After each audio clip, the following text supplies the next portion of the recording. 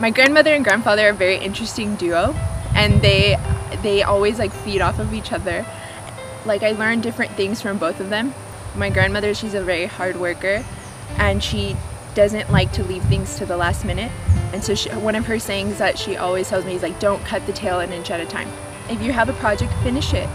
Whereas like my grandfather, like he's a little more relaxed, I feel like. He has a lot of vision, and he always is thinking outside the box. And I got out of the service in 1952, and I went to work for a commercial lab analyzing minerals, soils, things like that. And I worked there until 1960. He wanted to be a chemist. So he graduated from TSC and started at Pan American. It was a very rough schedule that we had. We had our first child in 1957, and then our second child in 1960. And by that time, I was, of course, working, and I opened the first discount store here, which was Gulf Mart. And at 11 o'clock at night, he would get out from work to do his work for the university. Homework. And it was, but I feel really bad because he did not finish his education. And I bought a service station in 1960. From there, I was selling used cars, which was a Texaco service station on Thurn, East Elizabeth. So I went and bought a lot on 9th and Adams to put those cars. And from there, there was a man about 2 years later that came and wanted to buy the service station, so I sold him the service station and used that money to buy more used cars. So that's how I started the car business. Then in about 69, 70, General Motors, the government was asking General Motors to put minority dealers.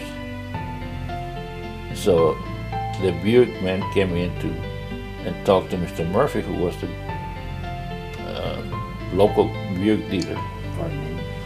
And he told them to come and talk to me because he said he sells a lot of used cars. So he came to talk to me, and he said, "Do you think you can sell new cars?" I said, "Well, I know how to sell used ones, and I can sell new ones too." You know, so then I became the Buick dealer in 1971. Mr. Murphy had also American Motors, which came with the franchise. Then I became a Renault dealer. We didn't have a Renault dealer here. And I bought there was a dealer here, a GMC dealer, so I bought him. He was in Boca Chica. I bought him out. And later, the Cadillac dealer had a Dodge, and he didn't want it.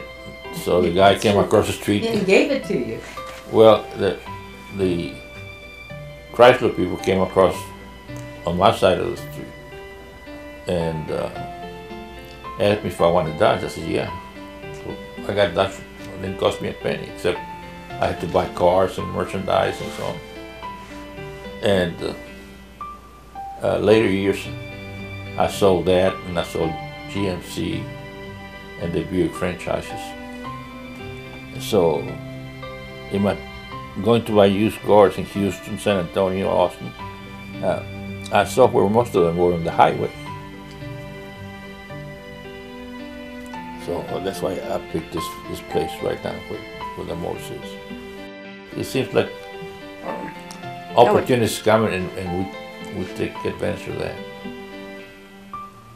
Now, our Sundays after Mass was the same ritual. We would have lunch, go to hamburgers or whatever, and he would go around riding, looking around where to buy a piece of land.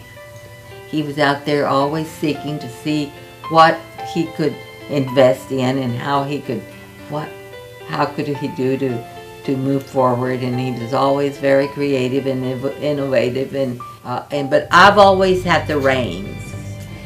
I mean, because if not, he would give everything away. She controlled the money. She said she did. No. Well, she kept the money, you know, she kept control of it and told me how much we had and so on. So I could invest or not invest. And then in the real estate business, we've been successful because we have been providing the opportunity to the people that, well, the banks will not finance, made it possible for these people to have a little piece of a pie, a little piece of the land that they can call their own.